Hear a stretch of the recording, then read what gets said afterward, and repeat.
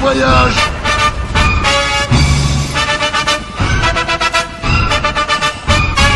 Oh bah Emilia, elle va jamais me croire.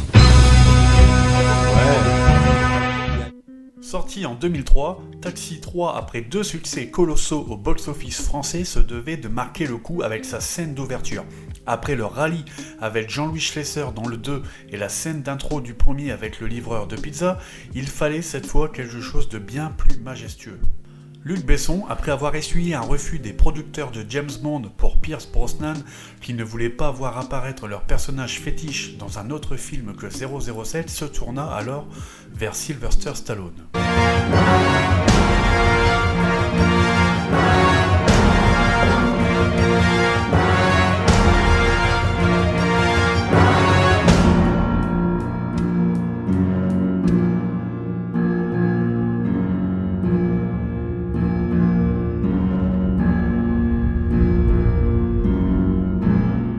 En effet, Besson avait entendu lors d'une interview de Sly qu'il aimerait bien tourner dans un de ses films.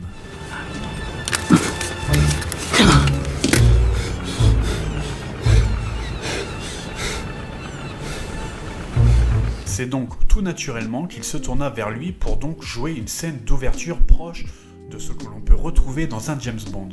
Je peux peut-être vous convaincre. Ah, monseigneur me prend par les sentiments.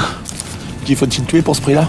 Personne, mais vous allez m'emmener à l'aéroport en 20 minutes, c'est possible? Sylvester Stallone, alors sur le déclin et cantonné au DTV plus que moyen, en était finalement réduit à faire un caméo dans un film français.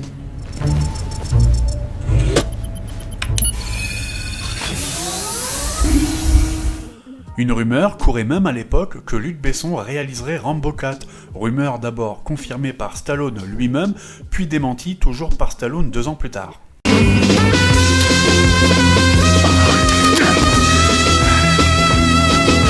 Samir Nasseri et une équipe de tournage réduite s'envoleront vers Los Angeles afin de tourner quelques scènes de cette séquence, Stallone ayant exigé de tourner à côté de chez lui et que son cachet soit reversé à une association caritative.